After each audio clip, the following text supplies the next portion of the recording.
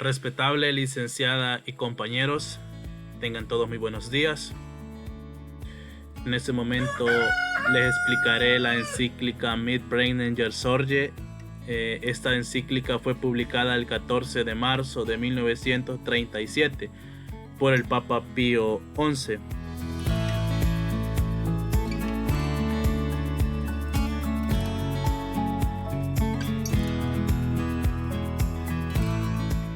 El nombre completo del Papa Pío XI es Ambrogio Damiano Ancilli Ratti.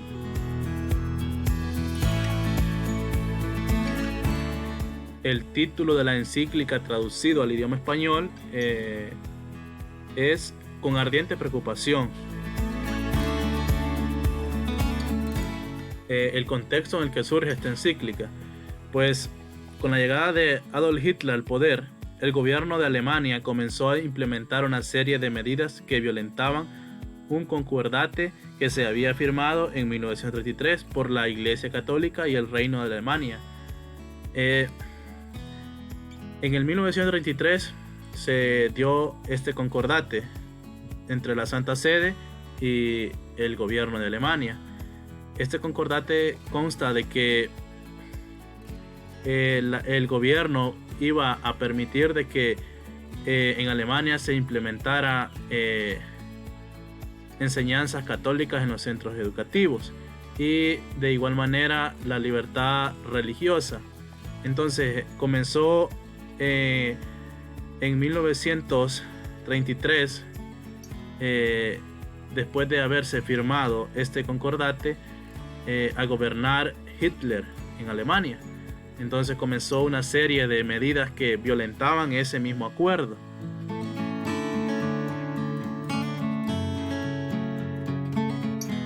Entre esas medidas se encontraba las siguientes.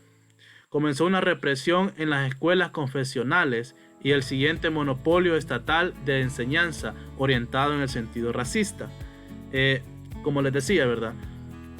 En 1933 se había firmado el concordate de que en los centros educativos, escuelas o universidades se iba a implementar enseñanzas católicas, enseñanzas cristianas. Entonces, con la llegada de Hitler al poder, la Alemania nazi comienza a implementar racismo dentro de los centros educativos. Ya no estaba el mismo monopolio de enseñanza, sino que comenzaron a cambiarlo. Ya no se daban conocimientos cristianos, sino que se comenzó a dar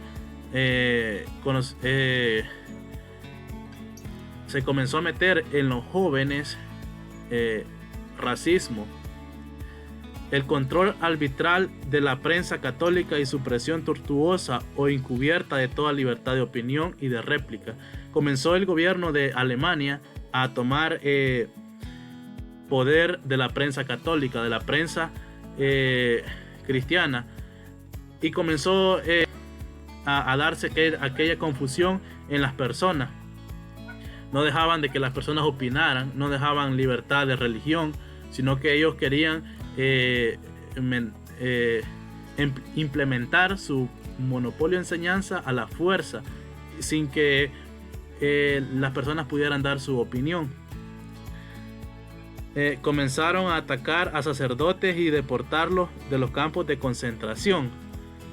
Las personas que se encontraban dando las enseñanzas católicas en los centros educativos o en cualquier campo de concentración, el gobierno nazi comenzó a deportarlos de esos lugares. Empezaron a poner sus propios líderes para implementar sus doctrinas. Entonces, en el concordato decía de que la religión iba a ser quien eligiera a las personas que para que pudieran impartir los conocimientos cristianos. Entonces comenzaron a violentar esto y comenzaron a poner ellos sus propios docentes o maestros para que implementaran su doctrina.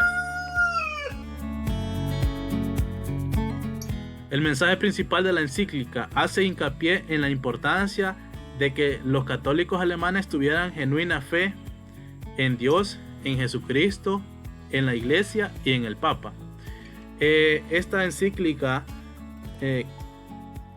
nos da una gran enseñanza, porque el Papa Pío XI nos dice, bueno, en aquel tiempo le decía a los alemanes, pero igual ahora lo podemos tomar también nosotros. Y a los alemanes les dice de que tengan genuina fe en Dios. ¿Por qué? Porque Dios ha sido el creador de todo, ¿verdad? Genuina fe en Jesucristo, porque sin Jesucristo, sin el Hijo, nadie puede ver al Padre. Entonces tiene que tenerse fe en Jesucristo para poder alcanzar al Padre. Fe en la iglesia. La iglesia es quien da los conocimientos. O sea, la iglesia es quien imparte la revelación que Jesucristo nos dejó. En otras palabras, la iglesia es quien nos comparte la palabra de Jesucristo, quien nos la explica, quien nos da en quien podemos encontrar esa guía. Entonces, el Papa le da a conocer a los alemanes por medio de esta encíclica que para llegar a Dios tiene que tenerse fe principalmente en Él, fe en Jesucristo, fe en la iglesia y fe en el primado, que es el Papa, ¿verdad? Ya que siendo el sucesor de Pedro, pues él se dirige a estas personas de esta manera. La importancia de la encíclica, pues la iglesia muestra oposición a todas leyes implementadas por la Alemania nazi y denuncia que esta ideología continúa con su necio afán de ridiculizar y la humildad cristiana como una degradación de sí mismo y mala actitud. Esta encíclica es importante porque el Papa muestra la oposición a esas leyes que ese gobierno de Hitler estaba implementando en aquel tiempo. De 1933 a 1937 se comenzó a violentar aquel concordate. Entonces el Papa muestra en esta encíclica que él no está a favor de nada de eso y da a entender de que el gobierno de Alemania intenta ridiculizar, poner en ridículo la iglesia, pero él con toda sabiduría da a conocer de que él no está a favor de esas leyes que el gobierno nazi está implementando. El pontífice se dirige de manera específica a cada conjunto católico de Alemania. A los jóvenes les advierte del peligro de aquellos que hablan mucho de grandeza heroica, contraponiéndola osada y falsamente a la humildad, a la paciencia evangélica, y aún siendo consciente el Papa del difícil ambiente de las organizaciones obligatorias del Estado. El Papa se dirige específicamente a los jóvenes, dándoles a conocer de que no se crean de aquellas grandezas heroicas, ¿verdad? Que les ofrecen los gobiernos, porque es algo falso, como lo que quería alcanzar Hitler, ¿verdad? Que él se quería poner como un dios, pero era todo falso, ¿verdad? Porque él nada más es un simple mortal como cada uno de nosotros. Les exhorta a los padres de familia católicos a que alejen a sus hijos de las doctrinas nazis. A los padres de familia en específico también les habla de que alejen a los jóvenes de aquellas doctrinas que les va a afectar a sus hijos. Ya se mencionó antes, ¿verdad? Que eran doctrinas implementando racismo. Entonces el Papa trata de explicar eso, de que no está bien. A la feligresía entera de Alemania le dice que ninguno de los que hoy oprimen nuestros derechos a la educación y pretenden sustituiros en nuestros deberes de educadores podrán responder por vosotros al juez eterno. Ninguno de los que en ese entonces querían reprimir sus derechos de libertad o derechos de religión van a poder responder ante Dios cuando sea el momento de partida. Eso es lo que trata de dar a entender ese párrafo. Los problemas sociales que surgían en ese entonces, entre ellos se encuentra la represión hacia la educación, tortura encubierta de toda libertad de opinión, ataques a la Iglesia católica y violación de libertad de la persona.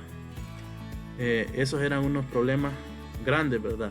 En aquel entonces en la sociedad de Alemania. Igual, muchas gracias por su atención. Espero hayan comprendido. Pasen buen día.